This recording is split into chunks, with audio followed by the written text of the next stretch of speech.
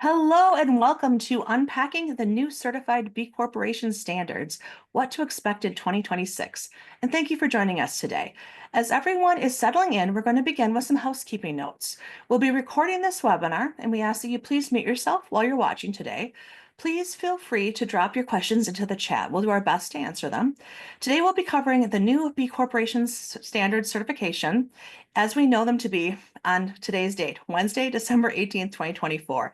The information that we'll be sharing has been publicly shared by B Lab Global and/or B Lab US and Canada over the last several years. We have done our best to highlight in today's webinar the key differences between version 6.0 and the new proposed standards that will be finalized and shared in early 2025. Today, we'll be sharing a lot of information, and some of that information may be different than what is currently listed on the B Lab Overview of Standards for B Corp Certification page, as that page has not been updated with the findings from the second consultation of community feedback that was issued on September 24th, 2024. We will be sharing the slides post today's webinar. On each slide, we have embedded links that will provide more in-depth knowledge tied to the different topics that are covered. B-Lab has released extensive articles and provided resources on their global website, as well as on the B-Lab US and Canada sites, tied to the new standards. And in order to help all of us in the community be prepared for the next certification. As a disclaimer and a reminder, the final standards have not been released.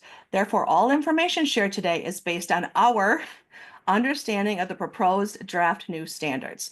Since we're covering a lot of material, if you have questions that we've tied to things we've covered, please put your questions in the chat and we'll strive to answer them at the end or throughout the program. Our panel of speakers today have extensive experience working in the certified B Corporation space. Each speaker will introduce themselves as we move forward through the program. Welcome to our program. My name is Lisa Giesenbauer. My pronouns are she, her, and I am the president of Evolution Marketing, a woman-owned Wisconsin-based certified B Corporation. We've been providing sustainability consulting and ethical marketing communication services to the business community since 2007. We're located on the ancestral lands of the Potawatomi in a community named Neshota, which means in the Potawatomi language, one of a pair of twins. We believe this is referring to the lakes that make up the communities around where we're residing right now. I am a co-founder of B Local Wisconsin and our current president. It's my pleasure to welcome all of you to our third B Corp webinar on behalf of myself and our other co-host, Jeffrey Stewart, the founder of Enharmonic Encounters. Jeffrey and I are both founders of B Corps, and we're both involved in our local B Corp communities, i.e. B Local Wisconsin and B Local Texas. We are people using business as a force for good. One of the tools that we have deep knowledge of is the B Impact Assessment. We actually met during the first cohort of B Lab US and Canada's training program for the trained B consultants back in spring of 2023. This series of webinars was created because we get questions all the time from businesses in the movement about the standards, documentation, and what makes for best practices for businesses if they want to become a B Corp or maintain B Corp certification. Our panel of speakers today all have extensive experience working with certified B Corps. Each speaker will introduce themselves during their segment of the program. It's now my pleasure to hand the mic over to Jeffrey. Thank you very much, Lisa, and thank you to all of you for taking some time out of your busy schedules in the holiday season to spend with us as we dive into a very relevant topic that will most likely dominate our lives starting next year and even beyond. Before we get started, I want to introduce a bit of myself and express a word of gratitude to our promotional partners. As Lisa mentioned, my name is Jeffrey Stewart, and I am the founder and executive director of Enharmonic Encounters, which rests in the unceded territories of the Comanche and Coahuila peoples, among others in this region that is today Austin, Texas. As a small Black-owned company, we build bridges toward a more unified world through helping companies on their B certification journey, in addition to providing translation and interpreting services to facilitate the communication of positive social and environmental impact throughout the world. In our series of webinars, we want to express our deepest gratitude to our promotional partners who played a key role in communicating our webinars to the public. Each of these promotional partners plays a very key role in our regions of Michigan, Texas, and Wisconsin to operate or to help companies in the region operate in a social and environmentally responsible manner. We're very pleased to have representatives here today from each of these organizations. So please direct any relevant questions you have about Be Local Wisconsin or the Wisconsin Sustainable Business Council to either Lisa or Leah. For myself, being at Be Local Texas, I'll be pleased to serve as your point of contact. And for the People First Economy and the Be Local Michigan program, we're pleased to have with us Alice Jasper, who is also the MC of our event. Alice is also a trained bee consultant, one of the first to achieve this designation, and she will be leading us in our topics today. Thank you, Alice, for joining us. Thanks so much, Jeffrey, and thank you, Lisa and Leah.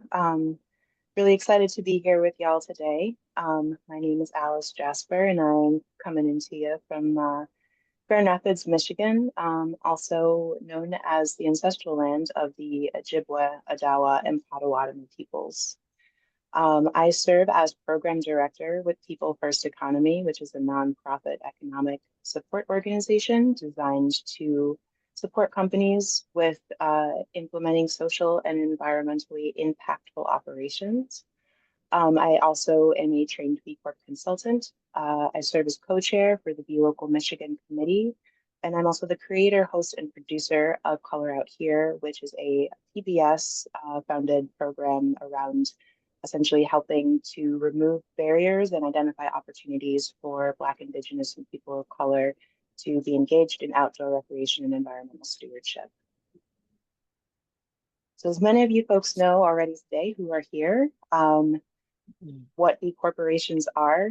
B Corps are certified companies, and they're just a community of leaders driving a global movement of people using business as a force for good.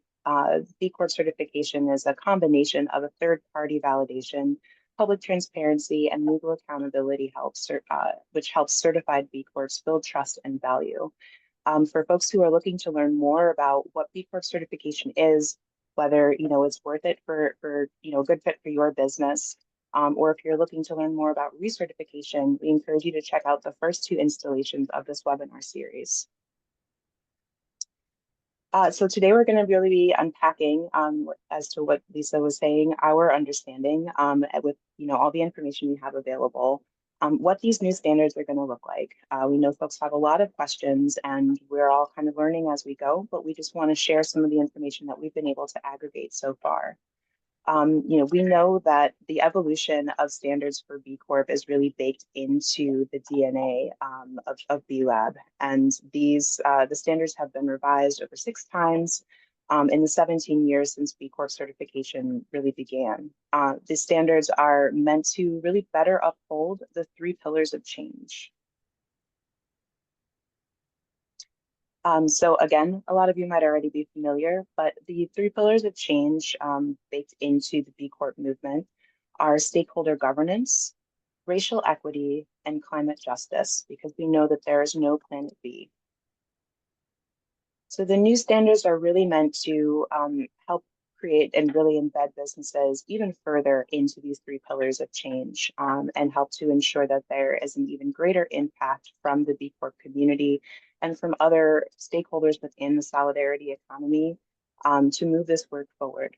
So in December of 2020, B Lab announced that they would be doing a review of the performance requirements for B Corp certification. And in that time, they gathered feedback from over 1,000 stakeholders. Next slide. Moving through the timeline a little bit, in September of 2021, B Lab conducts a series of focus groups with their shareholders and stakeholders to further explore the findings from the December 2020 survey.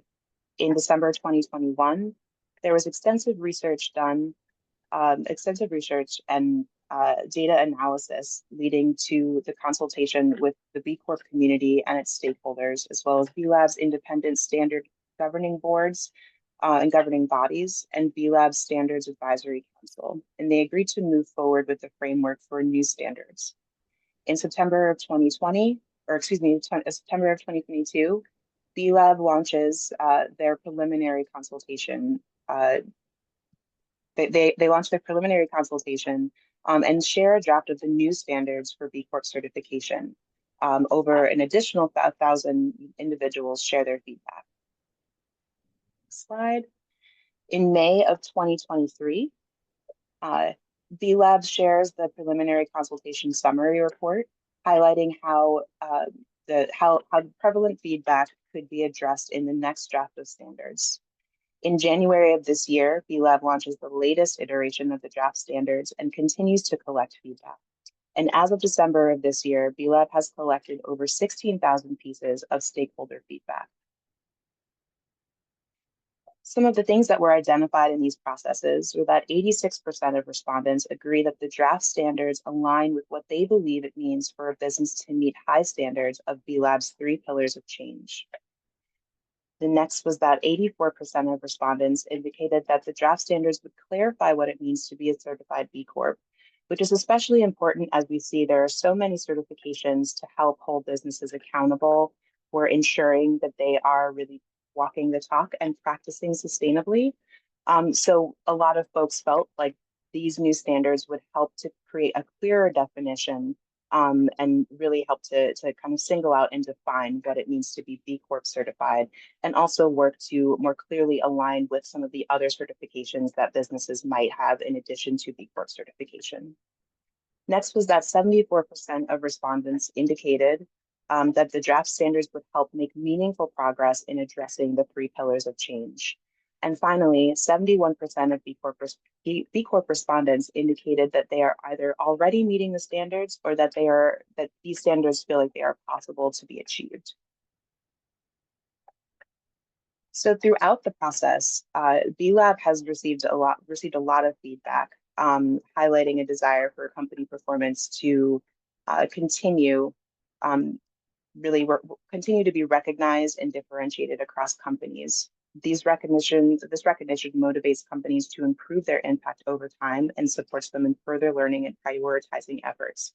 So for folks who have already been through certification or are pretty familiar with the certification process, historically, there needed to be an 80 points minimum scored on the B impact assessment for companies to qualify for B Corp certification. Some of these things will be changing.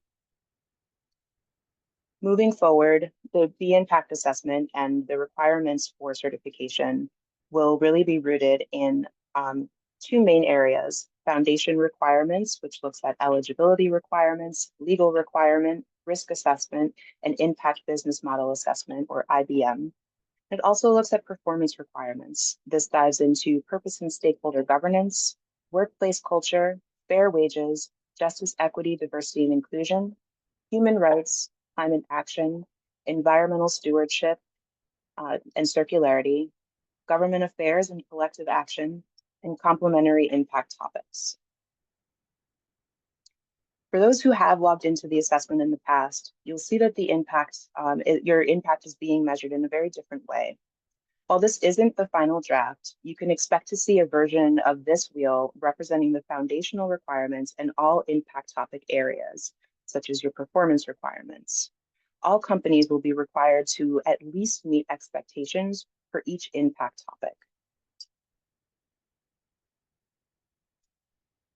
So as B Lab moves away from an 80-point threshold in the current standards to look more at specific requirements across impact topics, this latest draft of standards will share a new model for your consideration.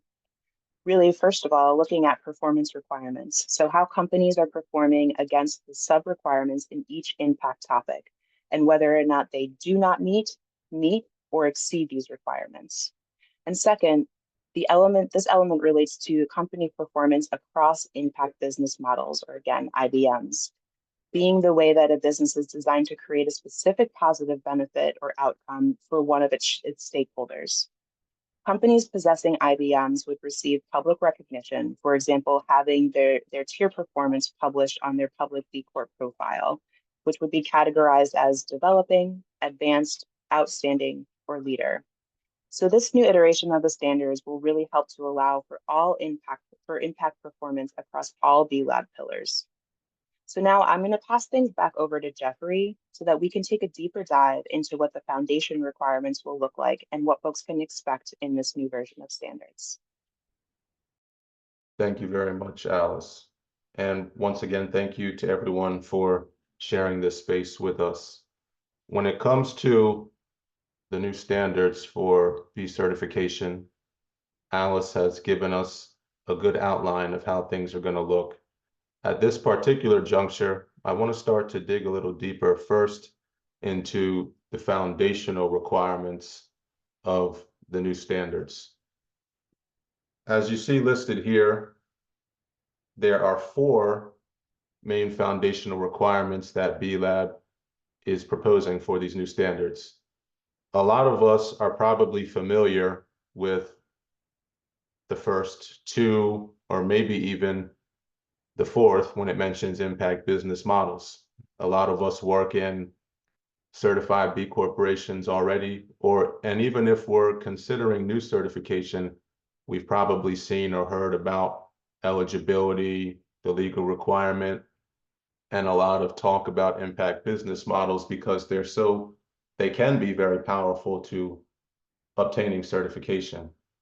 Where I really want to dig in today is on the 3rd foundational requirement, which touches on the risk assessment. The risk assessment is probably the newest area for us, or the area with least familiarity. So let's dig in a little bit.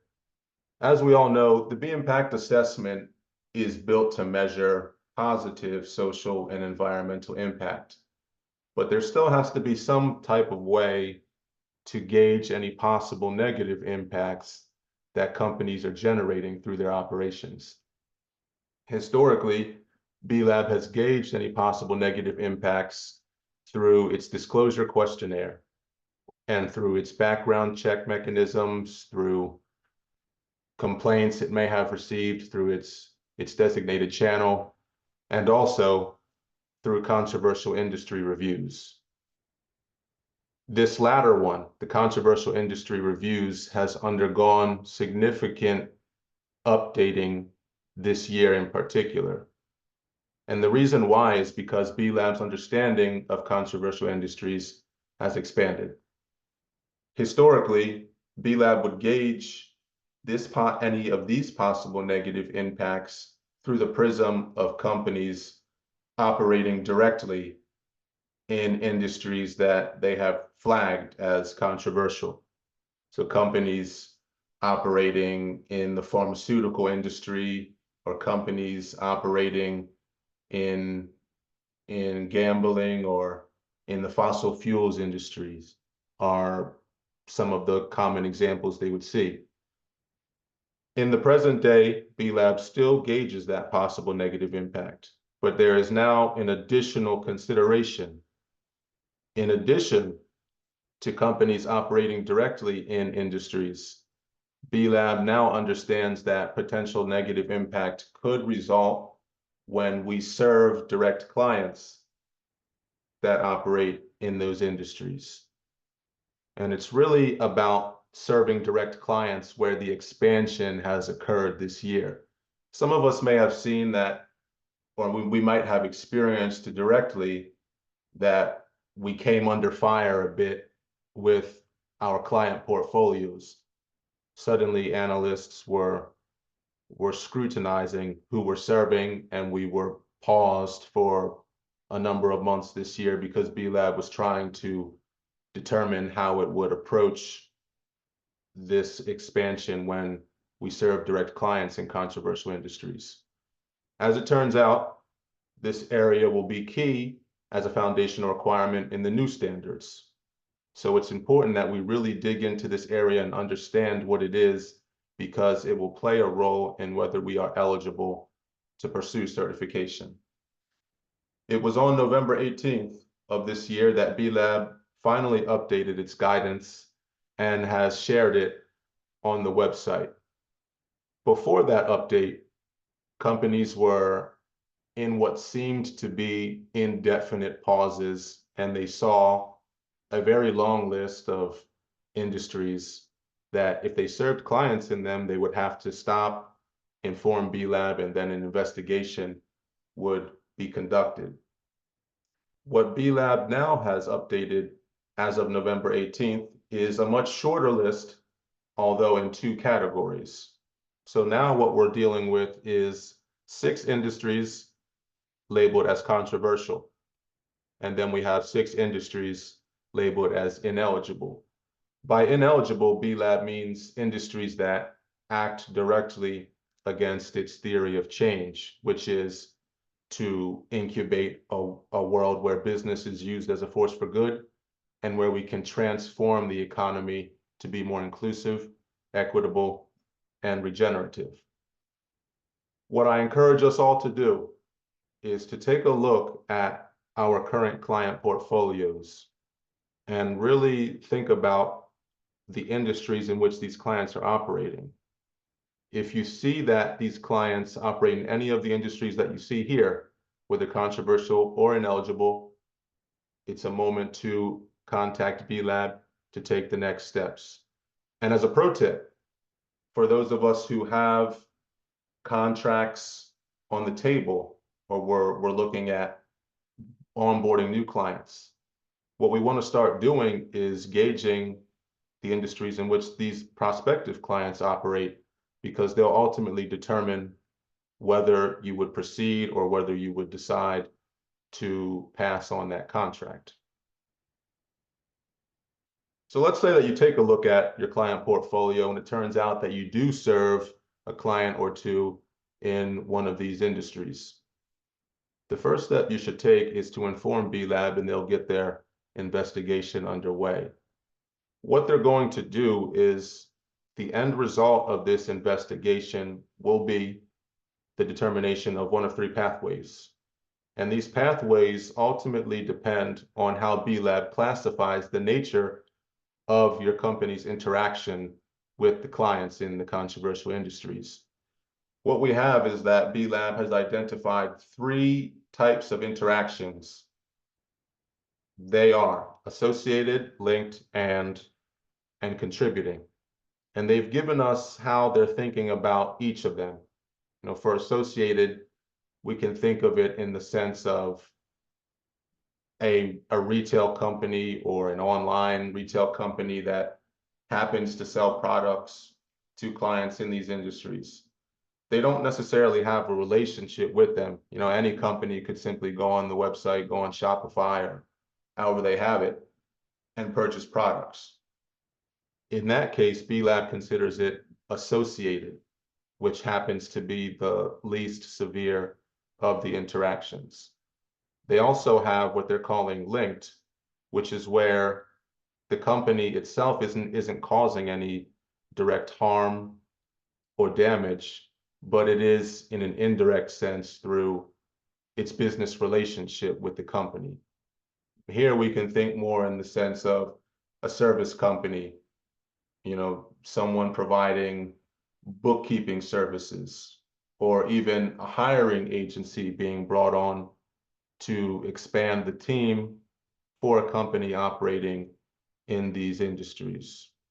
So the first one, we have associated, kind of more product-based, and then for the linked, it can be your generic services, if you will, services that every company tends to need. Then we get to contributing, which is seen as the most severe of the 3, which is when a company's actions or omissions directly facilitate negative impacts, whether on the environment or even negative impacts on human rights. So this one is much more targeted. You're looking at, for example, companies that own drilling equipment, and they may, for example, rent this equipment to a fossil fuel company, or in the case of a legal firm that deliberately decides to represent mining clients in any suits or litigation it's facing.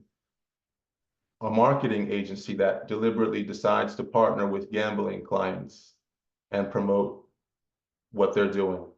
So this more severe one is something that B Lab is taking very seriously. And in terms of definitions, we've been able to give some examples of each, what would constitute each of them.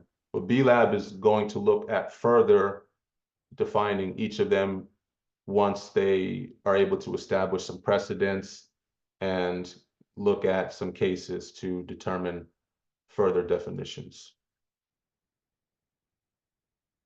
When B Lab combines those three types of interactions with clients, and then they combine it with whether you're serving clients in controversial industries or in eligible industries, it's in this way that they generate one of three pathways for the company. The first pathway is seen as the least severe, in which you simply publish a transparent disclosure on your profile in the B directory. Transparent disclosures are nothing new for the community. They've been used throughout history. You can see them today on some of the profiles whenever they're necessary. So pathway one is familiar to us all. We get to pathway two, you see that you still have the transparent disclosure, but you also have this additional requirement to create a grievance mechanism and then a whistleblower protection policy. Now, B Lab arrived to these extra requirements based on its diligence in observing other standards and observing best practices in general for transparency. B Lab does provide guidance on how to create these materials when they are deemed necessary for pathway two. We then get to the most severe pathway, which is pathway three. You repeat the pathway two requirements, but then you look at this revenue threshold that they have. Now, the revenue threshold comes into play when you're serving clients in ineligible industries, and it's deemed to be contributing to adverse impacts. So this pathway three option combines the most severe options from both the nature of service to clients and then this pathway. What B Lab is saying is that if you serve clients in ineligible industries and you're contributing to adverse impacts by serving them, and then you have more than 1% of your revenue being generated from those clients, the company is deemed ineligible. So it's going to be very important to look at pathway three. You'll notice that I have an asterisk point next to this one. And the reason that we have it is because there's an additional consideration at this particular moment for a grace period. B Lab put these updates into effect a month ago, correct, on November 18th. So it's in effect right away. It's a bit abrupt, some might say, and companies have already submitted and are in the pipeline. So what they're saying is, if you submit your assessment for certification before February 18th, 2025, if you're deemed to be on pathway three, you can still advance with certification, and you will be given a grace period of one recertification cycle to enter into compliance. So that's a lot of information we shared right away. And I want to thank you all for sitting with me in this part. This part is really something that is important for our community and very consequential to who we serve and how we serve them in the future. So I encourage all of you to review these updates that Leah graciously shared with us in the chat, and please direct any questions you might have on them, because there's a lot to consider with our client portfolios now.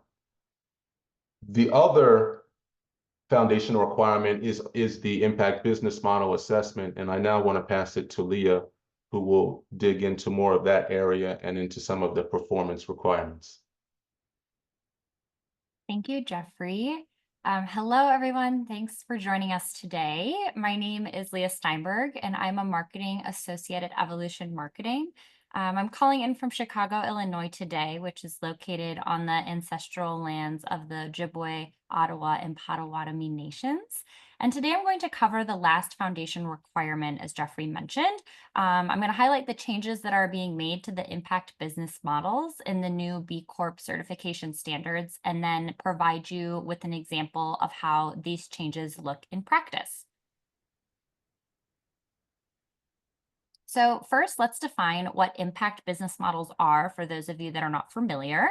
Impact business models refer to the way that a business is intentionally designed to create a specific positive outcome for one of its stakeholders. So this could be through their product, a specific process or activity, or the structure of their business. And here are three key characteristics of IBM. So first, they are specific and material. They focus on creating a substantial and measurable positive impact. Next, they're verifiable and lasting. So the impact must be supported by credible evidence. And last, they're aligned with mission. IBMs reflect a company's core purpose and values. As you can see on the right, IBMs contribute significantly to a company's overall B impact assessment score. And the majority of B Corps currently have at least one IBM, reinforcing their importance under the current standards.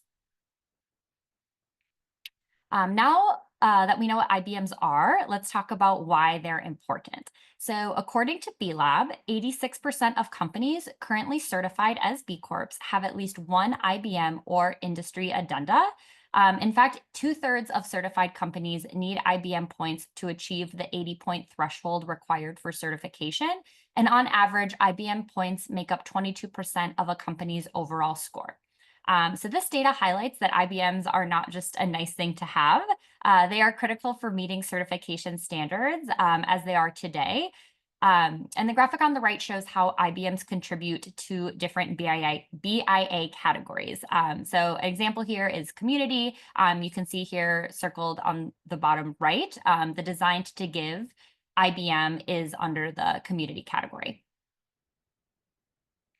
Now let's talk about the shift that's taking place in the new standards to the impact business model assessment, as well as what's changing. So the old approach, previously companies were assessed on their overall score in the B impact assessment, which combined the operational practices and IBMs. Under this new approach, the IBM assessment now falls under the foundation requirements, as opposed to being questions found within the B impact assessment. A few of the key changes under the new standards are first, instead of receiving points for going above and beyond in certain categories, companies must now meet a minimum performance threshold across all impact topics. And companies are not required to have an IBM, but those that do will be recognized and rewarded for their impact. And the purpose of the updated assessment is to help companies understand how their business models can create measurable social and environmental outcomes. It's important to note that many companies use impact business models as key market differentiators. However, this created a challenge, which was how could B Lab fairly recognize these companies while ensuring a rigorous certification process? So to address this, B Lab introduced two solutions. First is the flexibility mechanism, which allows companies with high-performing IBMs to offset specific performance requirements. And here's a glimpse into how the flexibility mechanism works. So companies are ranked on a tiered system based on the performance of their IBM, and companies with IBM scores will be ranked against their peers within that same IBM. Now, our current understanding is that this applies to B Corps that are already certified with previous IBM scores from prior assessments, and those scores are what will be used to determine the tier level. So for tier 1, this is for companies that perform higher than 75% of their peers within that same IBM. Then the percentage drops down to 50% for tier 2 and 25% for tier 3. And if you fall into the tier 4 category, you do not receive the flexibility. And then if you look below, the level of flexibility depends on company size and tier ranking. So once your tier is determined, for small businesses in tier 1, you will receive up to 15% of sub requirements that can be waived. And then larger companies will receive an additional certification cycle to meet those sub requirements. Another way that companies are recognized for their IBMs is through public recognition. Here's a look at that framework. So companies with notable IBMs will receive badges to showcase their achievements in specific categories. And these badges are intended to appear on a company's B Corp public profile, making their impact more visible to their stakeholders, whether those be their customers, investors, workers, etc. And during the consultation process when designing the new standards, B Lab received a lot of feedback from companies about the importance of IBM recognition. And this is what that looks like from a public facing perspective. So hence the decision to create some form of badge for companies to display. I do want to note though that the specific criteria, design, and implementation of these badges is still being finalized by B Lab. So there's chances that we'll see some changes in the new year. Now let's look at an example of an IBM that is now a topic in the new standards. So environmental stewardship and circularity is a new topic in the assessment that will be replacing IBMs such as resource conservation.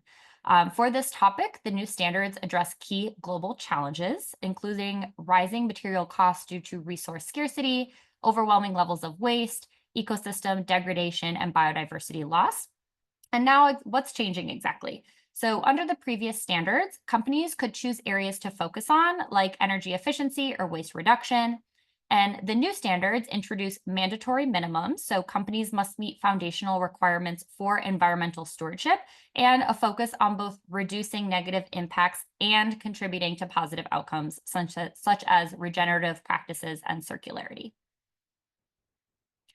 Now, building on that, let's outline what's expected of B Corps under the new requirements for this specific topic. So first, companies will need to be doing some level of internal environmental impact assessments. So that involves conducting assessments to identify and mitigate harm across operations and supply chains, as well as focusing on critical areas like resource extraction, water use, and pollution. Companies will also need to consider a circular economy. So this means products and services must prioritize durability, recyclability, and resource regeneration, as well as eliminate waste at every stage of the life cycle. And lastly, companies must consider biodiversity and positive impact, which means they must go beyond just harm reduction to actually enhance biodiversity and ecosystem health. So this new approach is intended to ensure that businesses prioritize holistic sustainability in their core operations and supply chains. And finally, let's address why these changes are happening. So the new standards are grounded in the Impact Management Platform, which is a framework designed by a coalition of global third-party certifications to define what impact looks like for businesses worldwide. This platform emphasizes a structured approach to managing impact, which includes identifying impact areas, measuring, assessing, and valuing impact, and setting targets, implementing plans, and monitoring progress. So by aligning with this platform, the new standards provide a clear, globally recognized roadmap for businesses to measure and improve their social and environmental performance. So really looking at sustainability from a holistic approach. Now I'm going to pass things over to Lisa. Thank you, Leah, Jeffrey, and Alice. And hello to everyone who is here. Again, my name is Lisa Giesenbauer, and I'm what one might call a practitioner of sustainability. And so what that means is the things we're going to be talking about, most of them are things that actually I've done with my clients or with my own business over the last 20 years working in the sustainability space. Evolution Marketing has been a B Corp. We're on our third recertification right now. So we've been doing this for a really long time from the B Corp perspective, but even longer as a sustainability consulting company. And so what I think is important to understand or to note as we move into this next iteration of the B Impact Assessment is that the world of sustainability has changed tremendously in the 25 years I've been working in it. And today there are over 3,500 third-party certs in sustainability space. And so because there are so many of these different certifications, it's really important to differentiate the difference between a verified or audited third-party certification and a non-verified or audited third-party certification. But it's also just as important to realize that many of these certifications a company could have. So when you look at this image, you can see that Evolution Marketing is proud to have a number of third-party certs. And I'm sharing this diverse list of certifications with you so that you can understand that at the heart of the B Corp certification process is the concept of continuous improvement, which is also at the heart of many sustainability initiatives. So what's nice about this new version of the B Impact Assessment is that it takes these other third-party audited sustainability certifications and reporting schemes into account. So I'm really excited about this. I'm going to cover a lot of information in the next 10-ish minutes. So after we're done today, we'll be sending out a copy of all the slides. And on every slide, I've included a link to find out more information about this and to really dig in. I'm going to do a high-level overview of each of these different proposed performance requirements. So the the performance requirements for B Corp certifications, kind of a tongue twister there, define the performance that a company needs to manage and continuously improve upon to achieve and maintain B Corp certification. They've been developed to improve the impactfulness of the standards, improve clarity around what it means to be a leading business, and incorporate feedback from various stakeholders over the past few years. So this diagram that you can see shows the proposed categories. And I want to call your attention to two updates to these topics that's a result of the second consultation. So the first one is that the category complementary impact topics has been removed, and the questions that were in that have been worked in to the other topic categories, as well as the category fair wages and workplace culture have now been married together, and they're now under the category of fair work. This was announced in a press release on September 24th, 2024. So there's a link to that again in these slides. So at this point, it's our understanding or my understanding that as of today, there are 7 draft performance areas that businesses are going to need to engage in to become a B Corp. So now I'm going to cover the 5 that I'm calling fall under the social performance requirements. I also think it's really important to note that the goal of these requirements is that all B Corps are doing these things. So when you say purpose and stakeholder governance, the argument is that all B Corps are going to act in accordance with the defined purpose, contributing to an inclusive, equitable, and regenerative economic system for all people and planet. For a fair wage, all B Corps will have a positive workplace culture with meaningful worker dialogue, living wage, wage equity among the workforce, labor themes, etc. All B Corps, when we talk about JEDI, or Justice, Equity, Diversity, Inclusion, will have inclusive and diverse work environments, and they'll contribute meaningfully to a just and equitable community. Now, remember, all of these performance requirements tie back into the theory of change that B-Lab has put out. For human rights, all B Corps will treat people with dignity and respect their human rights. And then for governance, affairs, and collective action, all B Corps will play a leadership role in fostering shared understanding, solutions, and implementation towards an equitable, inclusive, and regenerative economy, including contributing to the public infrastructure they utilize and rely on for their success. So what this means for individual B Corps is what those specific questions or requirements are may look a little bit different. What's really nice is that, as you can see on this slide, I have the link to the proposed standards. And if you were to click that link, which Leah will be sharing in a minute in the chat, if you were to click that link, you can go into that page and you can put in the size of your business and the additional information about your business, and it will tell you the questions that you will be having to answer or address. So I think that's really important. Again, it's to build up and help all businesses to do these things. And they actually do a fantastic job of spelling out the purpose behind each of these different areas. So the purpose behind stakeholder and governance is its theory of change and the legal requirement that a business would do to become a certified B Corp. Well, meaning a change in the company's governance structure to require the consideration of stakeholders and all of its decision making. As that legal change is not available in all jurisdictions, and to ensure that each company is acting on a letter and spirit of that legal change, whether available or not aligning a company's corporate purpose with positive social and environmental goals, the purpose of this is to create a governance structure to fulfill those goals. And so that is what comes through in the questions in this section. Have you done these things? The next one, and again, there's a lot of information under each of these topics, so I'm just going to pull out some key points that I think are really important and relevant for us all to make a mental note of and start to think about within our own business. For this new category of fair work, it's really about affording a decent standard of living for oneself and their family. And we believe that it's a human right. I shouldn't say we believe, we know it's a human right to do that. So in order to enable a company to ensure that all of its workers have access to a living wage and have the access to be successful as humans through their job, have rights to housing and education, ensuring that people can cover the costs of having a family. All of these things are transformational tools that, if you want to break the intergenerational poverty, these are tools that will help to do that. And so that's why in this category, I want to draw everybody's attention to living wage, fair wages. Underneath the fair wages category is going to be very important. Every business is going to need to be able to unpack what they are doing to address living wages within their organization as we move forward.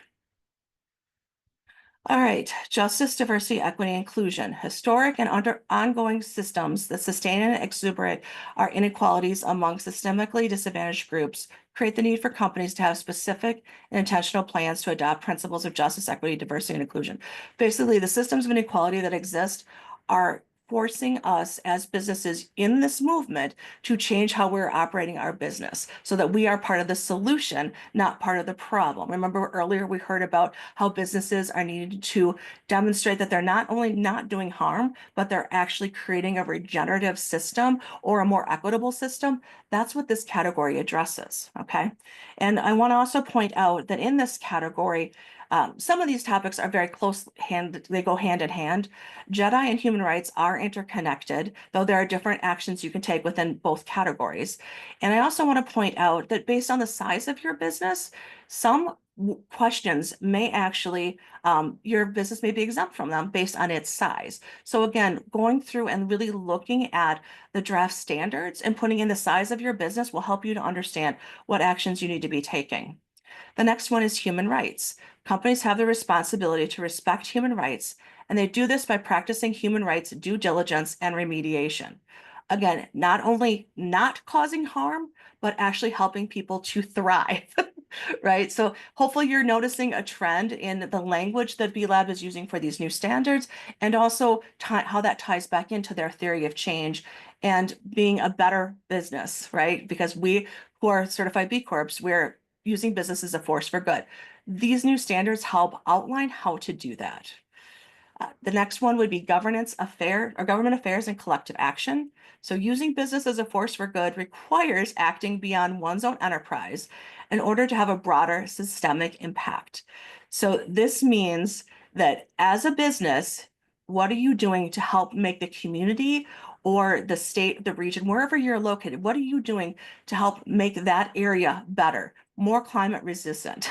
Right? So again, this is thinking about how are we making things better? I like to say, how are we creating a more regenerative ecosystem? And then there are two environmental performance requirements that are actually, I call falling underneath the environmental category. So it's climate action. All B Corps will take action in accordance with science to combat climate change and its impacts.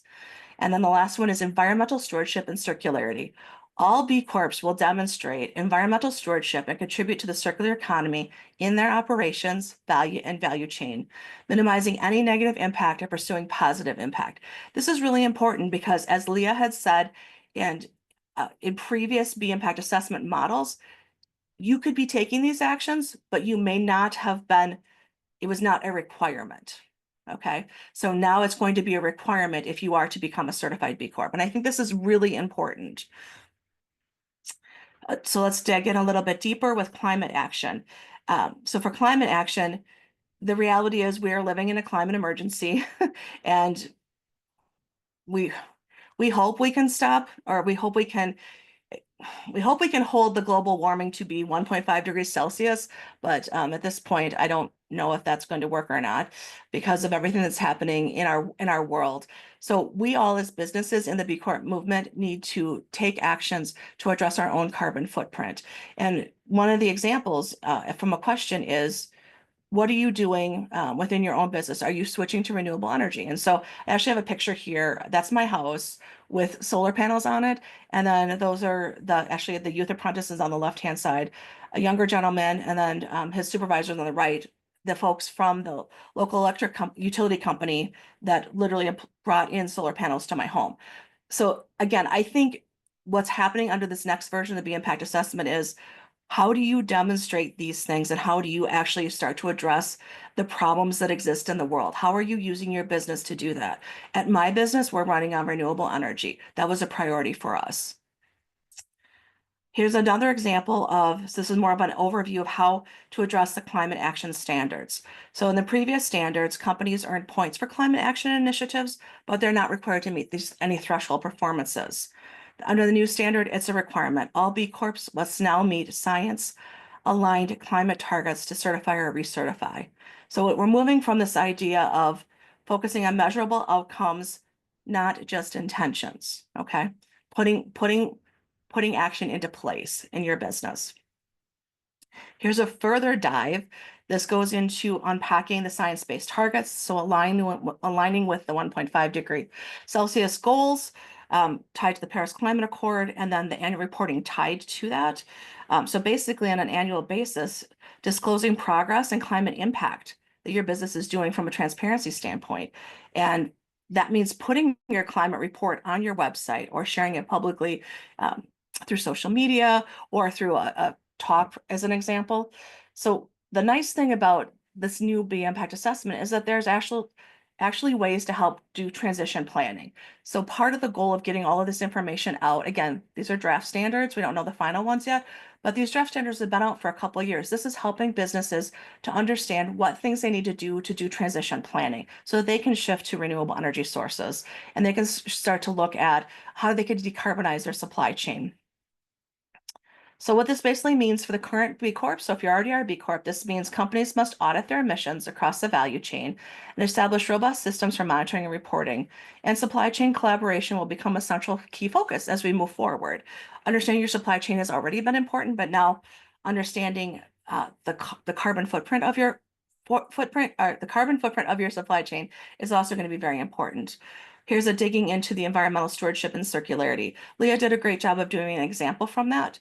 Basically, the gist of this is that the world faces several environmental crises. As I said, we're in a climate emergency, from water scarcity to biodiversity loss. So there's an urgent need to act by adopting circularity and nature positive business models. So again, empowering businesses to be part of the solution and providing those solutions to them. As I've said earlier, you can find, this is an example under the climate action and environmental stewardship category, you can find the company size. So note, you can change the size of your business from solo to micro to large, and then the sector that your company works in. So then you can go see what all of these questions are, because the questions are different if you're a wholesale retailer and you're a large company versus a micro employer that has a small environmental footprint. Lastly, here are some additional recertification resources that you can look at later on. And we are now going to go to Alice, and we're going to answer questions that those of you who are in attendance may have.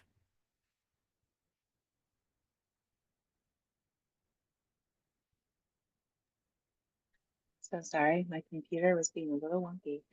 Thanks so much, Lisa. Thank you and Jeffrey and Leah for unpacking all of that for us.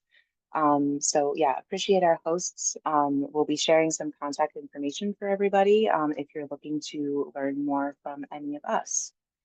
But really for, next we just kind of want to highlight what some next steps could look like. So I want to just take this moment to outline what a solidarity economy is. It's a term that some folks use in the B Corp community, certainly a term that we use within People First Economy that I think really incorporates the B Corp movement, as well as other businesses that might not be B Corp certified, but are still values aligned, and other stakeholders in our communities. So a solidarity economy is an organizing framework for those who wish to create a systemic commitment to and practice of interdependence and collective liberation in the economic activities that meet our material needs.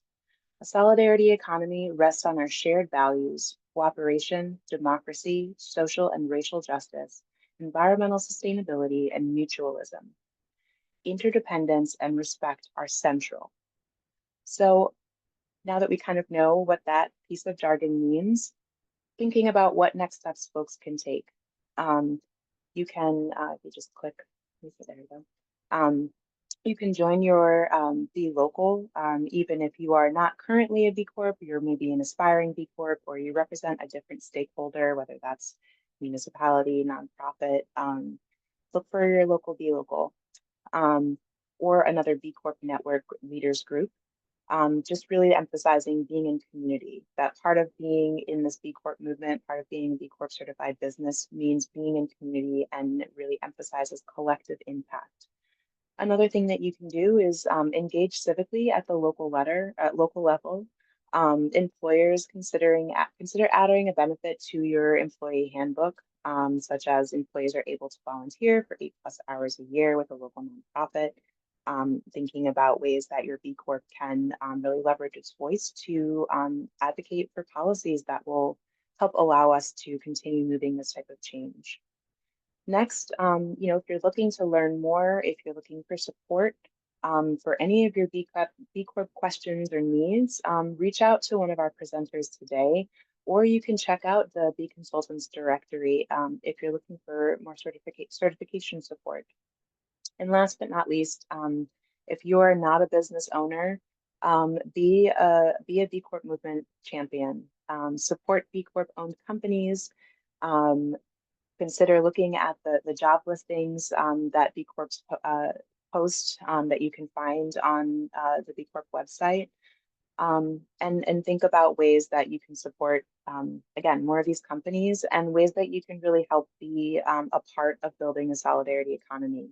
We all participate in the economy in some way or another. So let's be as intentional as we can to really move into those impact spaces and build an economy that really is a force for good. So with that, I just want to thank everyone again today for joining us. And here's some contact information if folks are looking to learn more from any of your presenters. And yeah, thanks so much to Leah and Lisa and Jeffrey again for sharing all of your wisdom and knowledge.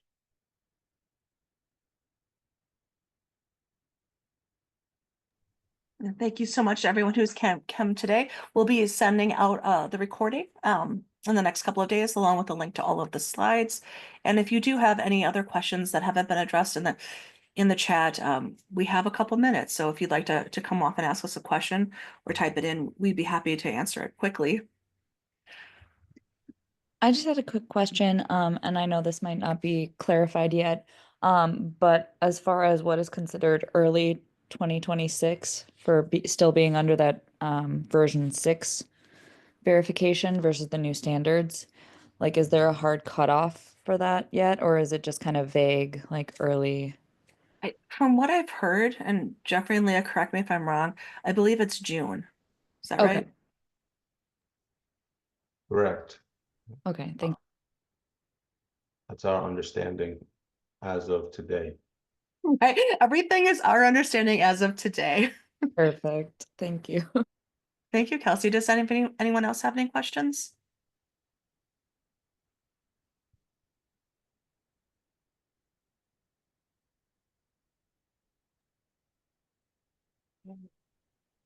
Wonderful. Well, folks will be able to access this recording afterwards as well. So stay tuned for a link to that and to the 2 webinars leading up to this one. And we wish everybody a happy new year, and yeah, let's get to work. Yay, thank you all. Thanks, everyone. Happy holidays, all.